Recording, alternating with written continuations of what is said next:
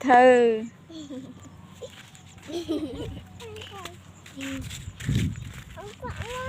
tôi mơ mặt hay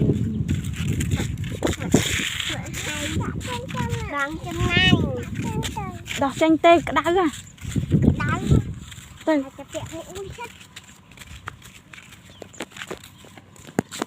tớ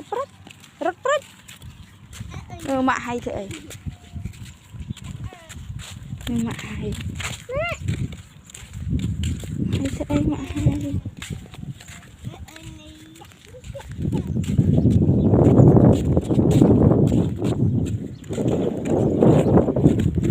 nè tôi mơ mạ hay con thấy là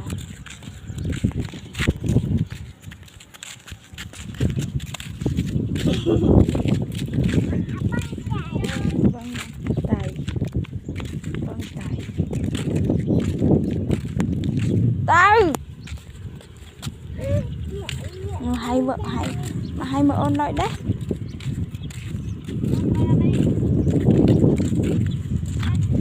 mơ chả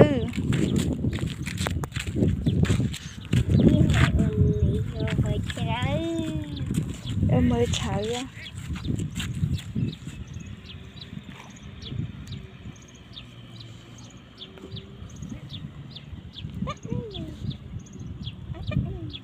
ban đấy.